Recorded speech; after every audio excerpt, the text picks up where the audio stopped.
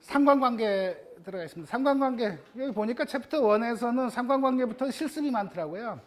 근데 그 얘기만 듣다 보면은 실습을 그냥 넘어가시면은 나중에 이게 손을 안 움직여 보면 쉽게 잊어버리니까 나와 있는 그 실습 코드들을 한 번씩 다 해보시는 걸 이제 권해드리고요.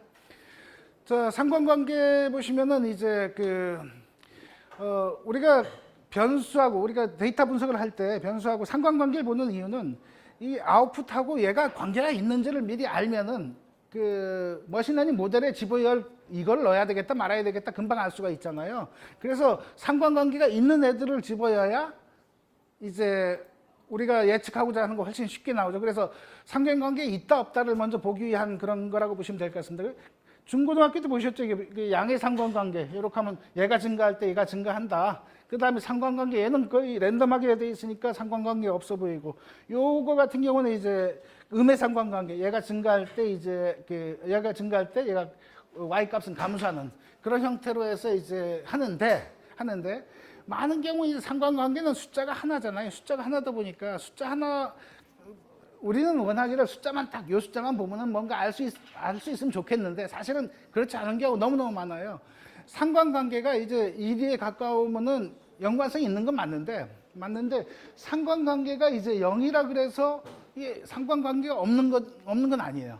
실제 다양한 모양이 있어요. 이게 다양한 패턴인데 여기는 제가 가져왔는지는 모르겠는데 나중에 한번 이제 찾아보시면은 상관관계가 있지만은 이게 0이 나오는 경우 많아요.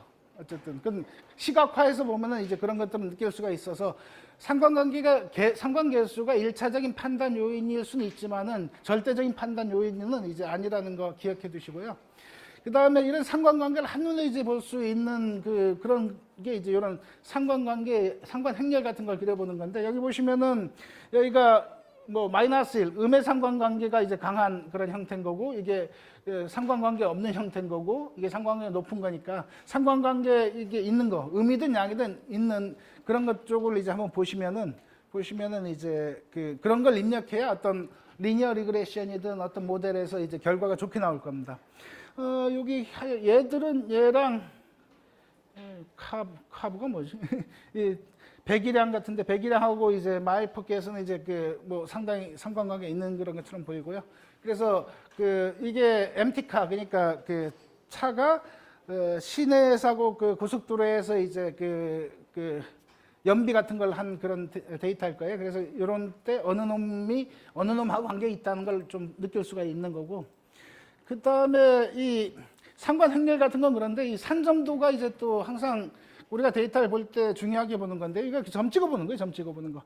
점 찍어보면은 이 세팔 랭스하고 페탈 랭스에 따라서 얘들이 이렇게 분포되어 있으니까 요렇게 나누고 요렇게 나누면은 대충 이제 뭐 좀 나눠질 것 같다는 느낌이 좀 오시죠. 그래서 산점도 같은 거 그려보셔도 상관관계를 이제 좀 느낄 수가 있습니다. 그래서 시각적으로 이제 데이터가 이렇게 훑어보면은 얘들 리니어 리그레션이 될 것 같아 안 될 것 같아 그런 느낌이 좀 올 수가 있어요. 근데 얘가 흩어진 게 이런 게 아니고 막 여기저기 흩어져 있으면 그런 경우는 리니어 리그레션은 필수가 없겠구나 그런 느낌도 이제 좀 받으실 수가 있고요. 그럴 때는 서포팅 벡터 머신이라든가 랜덤 포레스트 같은 걸 조금 해주시는 게 좋고요. 여기 이제 책에 나오는 코드가 이게 주식에 대한 데이터인데 SP500 여기 일일 등락이 들어있는 SP500PX라는 게 있고요. 여기 보면은 ADS 뭐 CA 요게 있고 또 하나는 심볼 심볼 파일 뭐냐면 이게 나스닥이든 이제 거기에 등록되어 있는 심볼의 이름들인 거예요. 그래서 그거에 대해서 이제 읽어와서 그걸 상관관계들을 이제 좀 뽑아보는 건데요. 거기 책에 혹시 예습하신 분도 계신가요? 책 받으셨으니까. 요거 좀 그냥 보기 쉽지가 않아서 예습하셨으면 좋았는데, 한번 지금 뭐 타이핑 한번 해보실 수 있을까요? 일단 한번 내용을 보고 하죠 뭐. 이게 저는 요 디렉터리에다가 이제 디렉터리 밑에다가 데이터란 디렉터리에다가 이제 저희가 데이터를 저는 풀어놨습니다. 풀어놔서 워킹 디렉터리를 여기로 세팅하는 순간 데이터를 읽어올 때 요 밑에 요거를 읽어와. 그래서 그걸 SP500PX라는 그 데이터 이름으로 했고요. 스트럭처를 한번 봤어요. 그 스트럭처 안에 내용 보면은 5647개의 관측값이 있어요. 5647번 관측했어요. 근데 그 안에 베어리어블이 518개가 있어요. 다시 말해서 주식 518개에 대해서 5647, 뭐 하루겠죠 아마. 5647일 동안 이제 관측한 거예요. 변화량을. 그래서 ADS가 어느 회사인지 모르겠지만은 얘들은 이제 거의 0에 가깝네. ADS, X. 요거는 X는 뭘까요? X는 팩터 형태로 되어 있다 그러고 날짜가 93년 1월 29일, 93년 2월 1일. 아마 1월 30일하고 31일은 쉬는 날이었나 보네요. 토요일. 그 다음에 쭉 해서 5647일 동안 이제 했다는 걸 느낄 수 있을 거고요. 그 다음에 CA라는 거는 숫자 값으로 이렇게 이제 변동이 있고 줄줄줄 밑에 있는데 제가 이게 화면 관계상 잘랐습니다. 이 밑에 아마 스트럭처 해보시면은 쭉 밑에 더 나올 거예요. 그래서 아는 주식도 좀 있으신지 모르겠는데 해외 주식도 좀 투자하세요. 거기 보시면은 이제 뒤에 조금 더 재미있게 나오는 게 있는데 상관관계를 할 때 좀 보면 될 겁니다. 그 다음에 이 내용에다가 심볼을 읽는데 심볼을 이제 읽어와서 여기 심볼을 보면은 얘도 데이터 프레임인데 517개, 518개하고 517개인데 하나 왜 차이가 나죠? 하나는 여기 날짜가 있는데 얘는 날짜가 필요 없잖아요. 심볼이니까. 517개, 얘는 518개 중에 하나가 얘가 이제 날짜니까. 그 다음에 이제 요 베어리블 안에 4개 베어리블이 있는데 이제 섹터라는 게 하나 있고요. 그러니까 이 주식은 컨슈머, 이게 뭐 통신준지 또는 이제 뭐 일반 사용자 소비재준지 등등 이런 데한 섹터에 대한 게 있을 거고요. 그 다음에 섹터 레벨이 있고, 그 다음 서브 섹터가 있고, 이게 뭐 광고니 뭐니 서브 섹터. 그러니까 이 주식이 그렇고, 그 다음 실제 요 심볼이 있죠. 심볼이 이제 517개. A, 뭐 아메리칸 에이라인쯤 될까요? 뭐 등등 해서 쭉 심볼이 있는 겁니다. 그래서 두 가지 데이터를 읽은 거예요. 심볼하고 이제 SP500PX. 뭐 시간 나시면 같이 뭐 들으시면서 해도 되고요. 자, 그러면 이 중에서 이제 뭘 하는 거냐면 로를 이제 제안했어요. 요 SP500의 PX 요 읽어온 것 중에서 다 하지 말고 좀 여기서 골라서 해보자. 골라서 하는데 로 네임이 2012년 7월 1일보다 크다. 2012년. 다시 말해서 이건 1993년 얘들은 다 제외하고, 왜냐하면 데이터가 많으니까. 2012년 7월 2일 이후 것만 이제 이제 뽑고, 로우는. 그리고 나서 심볼 중에 섹터가 이것도 다 하지 말고 뭐 소비재준이 뭐니 그런 거 다 빼고 섹터가 ETF 심볼 섹터 우리가 ETF라는 게 있죠. 펀드 주식 그 자체가 아니라 종류 자체가 이 ETF 혹시 투자해 보셨어요? ETF 투자 어쨌든 나중에 한번 보시고요. ETF 섹터만 이제 뭐 뽑아내겠다. 왜냐하면 너무 많으니까 뭐 517개 다음 이쪽이 517 될 거잖아요. 너무 많으니까 일단은 우리는 공부하고 사용하는데 문제니까 일단은 ETF만 이제 뽑아내자. 요게 로우에 대한 거고, 요게 이제 컬럼에 대한 거죠. 로우도 제안했고 전체 로우 날짜가 머릿속으로 한번 생각해 보시면은 1990 몇 년부터인가요? 93년이니까 저 데이터들은 어떤 모양이 될 거냐면 1993년에 뭐부터 줄줄줄 2000 저기 1년 했나요? 1년 쭉쭉 해서 2000 몇 년까지 있을 겁니다. 이 데이터에다가 A라는 주식이 값이 얼마 A라는 주식이 값이 얼마 그 다음에 뭐 나중에 나오겠지만 T가 이제 대표적으로 AT&T 통신주죠. AT&T 그 다음에 VZ라는 게 있어요. 버라이전 여기 두 개가 대표적인 통신주인데 얘들도 있을 건데 너무 많으니까 이거를 잘라내서 얘 말고 이 중에 서브 섹터가 이 통신주면서 이제 ETF 여기는 이름만 써놨지만은 얘는 이제 통신주 텔코라고 있을 거고 그 다음에 ETF 서브 섹터라는 거에 해당하는 그 종목이 있을 거예요. ETF. 그럼 얘들만 요 사각형의 데이터만 쓰자 이거죠. 너무 많으니까 사실 그냥 읽어오는데도 시간이 많이 걸려요.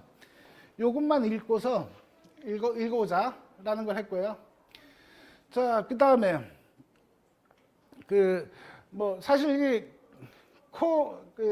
상관관계를 그려주는 코플롯이라는 놈이 디폴트는 인스톨 안 돼 있기 때문에 저는 인스톨 한 다음에 샵 시켜버렸습니다. 코멘트를 해버렸습니다. 왜냐하면 인스톨은 한 번만 하면 되니까. 인스톨 좀 패키지 안 돼 있으면 이거 좀 인스톨 해주시고요. 인스톨 해주시고 그 다음 라이브 이제 지금 계속 따라가셔도 괜찮아요. 요거 보시라고. 일단 다 보신 다음에 하죠. 그 다음 라이브러리에서 이거 인스톨한 상관관계 플롯을 메모리로 올려준 다음에 자, 요 플롯을 그려봐라고 하고 있습니다. 이걸 그리면 이렇게 그려지는데 그 안에 넣는 아규먼트가 이제 일단은 상관관계를 구해내야 돼요. ETFs 여기 아까 뽑아낸 놈들의 상관관계를 뽑은 거를 그림을 그리라는 패키지에다가 집어넣으면은 이제 그려지는 거죠. 요거는 이 방법을 하는 거예요. 여기 엘립스 약간 타원형으로 요거를 타원형으로 그려줘, 서클로 그려줘, 또는 이제 다른 모양으로 해줘. 여기 이제 여기 워닝이 나오는데 이거는 워닝 무시해도 될 겁니다. 이거 왜냐하면 이게 자체 약간 버그인 것 같아요. 그냥 그리는 게 그냥 양쪽이 이게 대칭이잖아요. 대칭하면 좀 재미없으니까 위아래를 좀 다르게 하고 싶어. 그럴 때 이제 믹스드로 해서 요 어퍼하고 로어를 다른 모양으로 그릴 수도 있습니다. 그럴 때 믹스드 디폴트로는 요런 형태, 그래프하고 여기 숫자 나오는 형태인데 여기다가 옵션을 줘서 위쪽은 서클로 하고 아래쪽은 숫자로 하고 또는 위쪽은 사각형인가 삼각형인가 하고 그런 식으로 이제 조절할 수가 있습니다. 그리고 나서 그냥 플롯을 그리는 게 여기 이제 요거는 이제 요렇게 상관관계 행렬 매트릭스를 이제 표현하는 거지만 또 하나 배운 게 있죠. 산점도를 그려보는 거. 산점도를 뭐냐면 아까 여기서 구하는 요 데이터에서 AT&T 쪽 주식하고 버라이전 쪽을 해서 플롯을 그냥 그린 거예요. 그 다음 X랩 쪽에 T라고 쓰고 여기 T라고 쓰고 여기 VG라고 쓰면은 이렇게 하면은 통신주기 때문에 T가 오를 때 이제 그러니까 AT&T가 오를 때 버라이전이 같이 오르는 약간 상관관계 있어 보이죠? 근데 여기가 뭐가 오타였지? 오타가 다른 게 있나요? 나 테스트 해보다가 이 오타라고 써놨는데 여기 책에는 뭐라고 돼 있길래 제가 오타라고 썼을까요? 엑스랩 이제 텔컴. 여기 보면 이 앞에가 여기 텔컴이라고 돼 있거든요. 텔컴. 여기 이 텔컴 달러 T, 텔컴 달러 VG라고 돼 있는데 앞쪽에서 사실 이 앞쪽에 읽어오는 게 생략이 많이 돼 있어요. 이 책이 생략이 많이 돼 있다 보니까 이렇게 읽어왔을 때는 SP500의 데이터가 들어있기 때문에 SP500 안에서 달러 T에 대한 컬럼, 그러니까 이 컬럼을 X축으로 하고 이 컬럼을 Y축으로 해서 산점들 그려줘. 여기 그 데이터 프레임에서 이제 액세스하는 방법이 이제 열을 액세스하는 게 달러 이렇게 하는 게 있고 또 대괄호 하는 게 있었죠. 대괄호.